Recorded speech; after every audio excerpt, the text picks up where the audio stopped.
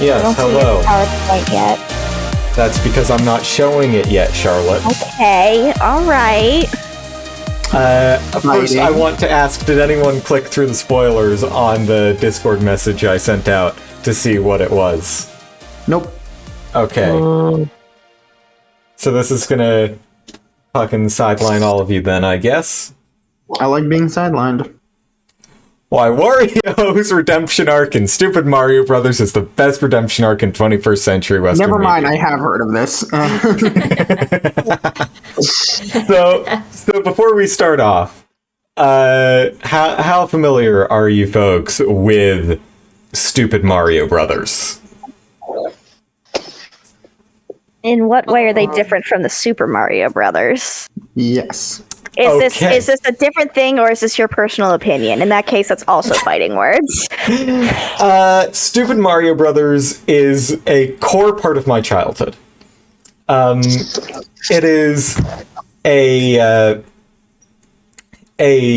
show, a YouTube show, essentially, from, well, it started in the, in 2007, I think it was, and it got a couple sequel series, and it basically fully wrapped up in, 2018, I want to say, something around there. Maybe a little later than that. But anyway, it was a parody / comedy show centering around, unsurprisingly, Nintendo characters in trying to live a life in the real world, but then it got all good and OCE and original plot-y, and it's just very, very good. And I'm about to explain to you why Wario's redemption arc in it is the best redemption arc in, this century so far in Western media. So, that was a pretty long title. I am sorry. My webcam is kind of cutting off the bottom left corner of it. But, yes, not much of this is going to make a lot of sense. I didn't have time to rig all of this with animation, so it's just going to each of the slides is going to go up there all at once as just one big thing, and I'm going to talk through the points. So, it's pretty simple why this redemption arc is the single best. So, Wario starts out pretty much the way that you would expect Wario to from having, just played Mario games. He's an incompetent, buffoonish pseudo-villain, ellipses ? He's basically just working for Bowser and trying to get paid. He can fight, but he usually doesn't. Instead, he just sits there and looks grouchy, as you can see from this wonderful image at the bottom center of the screen. Yes, unfortunately, the early episodes were all recorded in 240p, which means they look like shit. But, hey, 2007 recording equipment, they were all amateurs, what can you do? He is also a huge fan of the Golden Compass movie and hates the Lord of the Rings movies. So, that already should tell you exactly what sort of man this is. So that's how he's portrayed up till the finale, or really, the last couple episodes of Season 1. And then at the end of Season 1 and into, the first chunk of Season 2, he turns into this. An angry, real, probably kind of villain character. He can actually take Mario in a fight, and in fact, at the end of Season 1, he almost beats Mario, but then gets clonked in the back of the head by Peach. So, yeah. Even though he can beat Mario in a fight, he still just ends up doing pickup sports like soccer or go-kart racing or any number of things as a competition instead.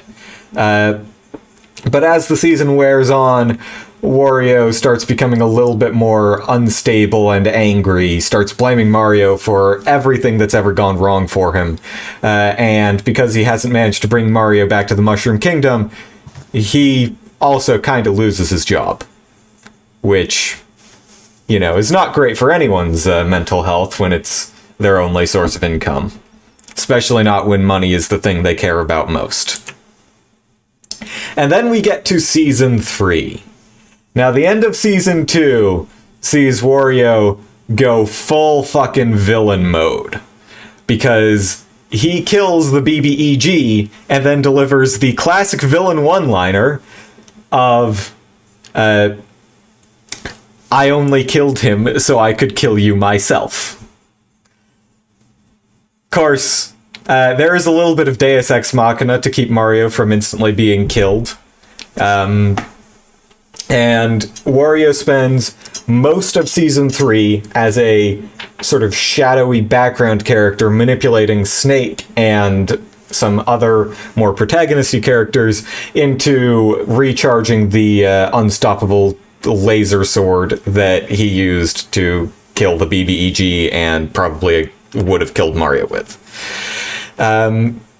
Still very much blames Mario for everything that's gone wrong in his life, and because of all of the shit that has happened in Season 2, he has driven away Waluigi, his only friend, and is now completely socially alone. And then we get to the finale of Season 3, and the Stupid Mario Brothers movie, where he finally gets the actual redemption, rather than just continually sliding into villainy. So, at the end of Season 3, he basically gets a nice, talking to friend therapy style from Waluigi, revealing that he is not, in fact, just some fucking schmo, but is instead one of the two chosen ones, one of the chosen two, and he sort of defined himself as evil purely because he felt like he had to be because Mario was good. When in reality, they're both good guys. Wario's just the anti-hero to Mario's paragon. So then we get to the movie, which is where Wario and Mario both complete their sort of destined goals of defeating these great evils. Wario, throughout the movie, shows that he's learned a whole fucking lot since Season 3, where he was just constantly angry. He's clearly started getting some amount of therapy because he's able to actually make good decisions now. He does still hate the Lord of the Rings, but, there's no accounting for taste, I guess. There's some things you just can't fix with therapy. But he's, started to embrace his role as a bit of a goofball who's also capable of doing a whole lot in a fight, and when he does fight, he's very cunning and tactical about it, sort of showing a refinement of the things that made him such a sort of shadowy villain during Season 3.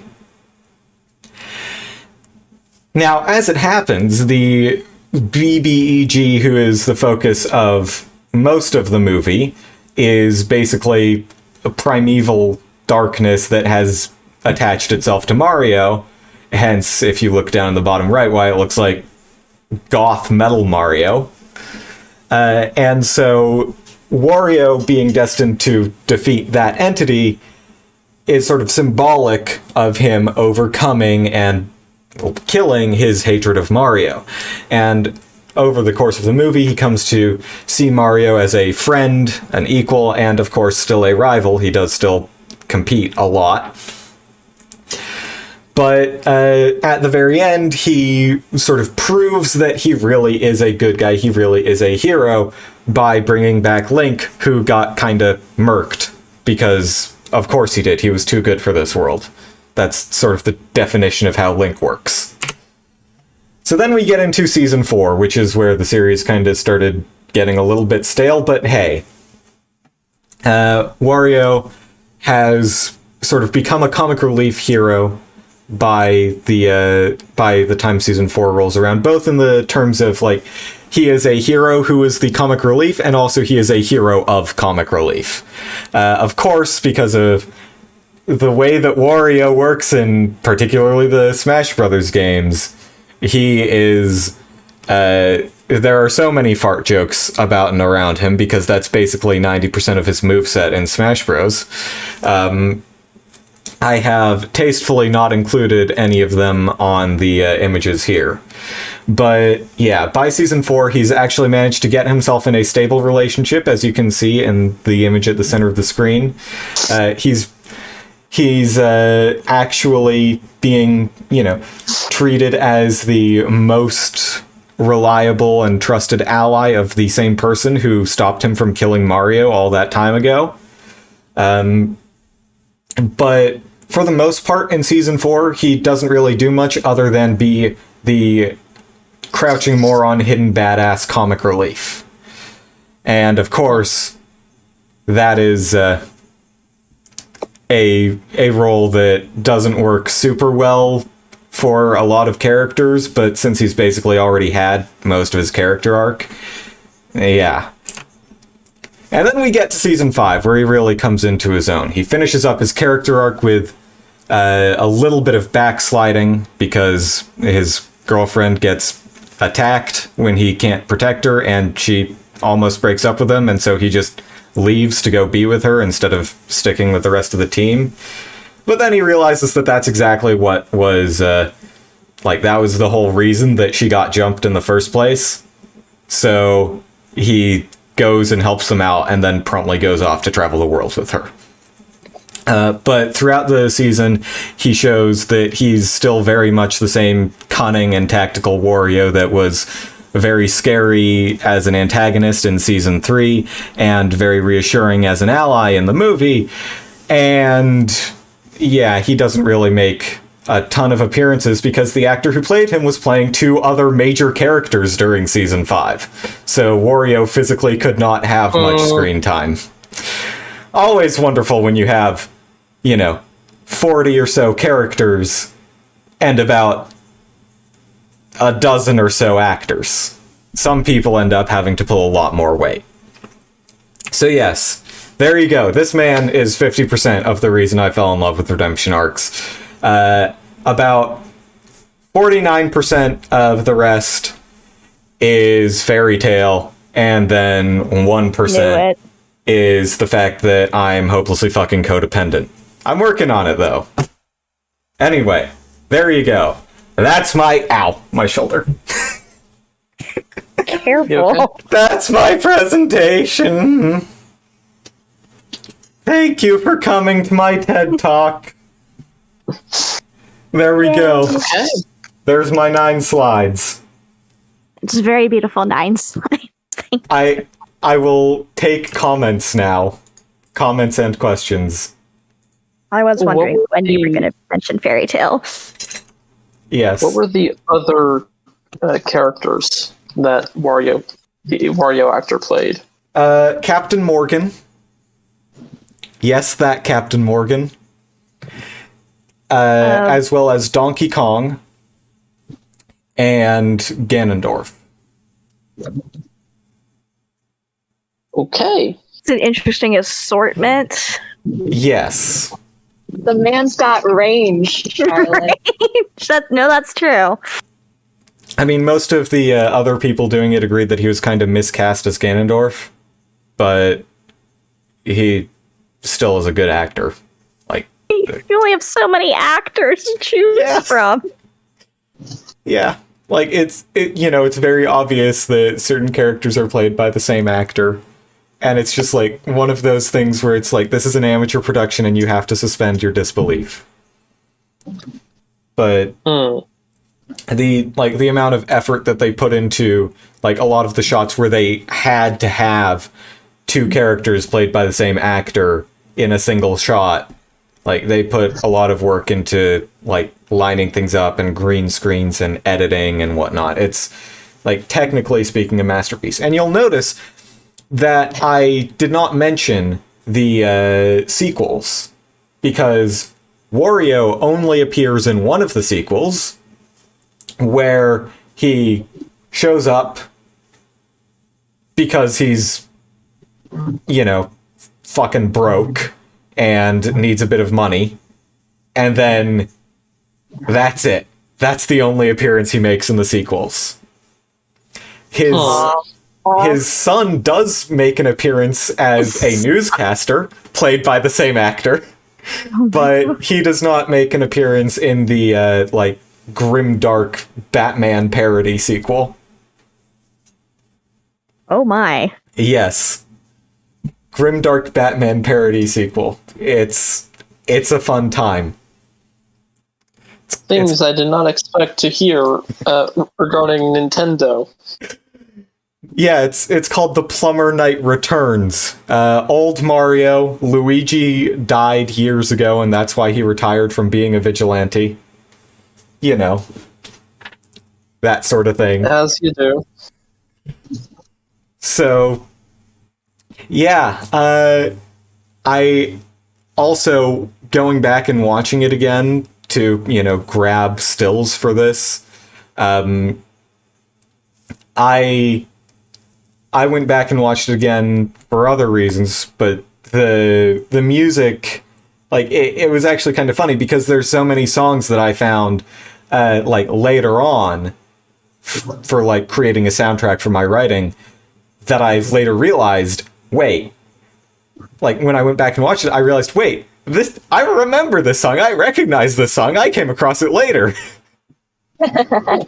So you could also say that it helped shape my musical tastes in terms of storytelling. So, yeah. Any other questions for me? No? Okay. In that case, I will bring it to an end.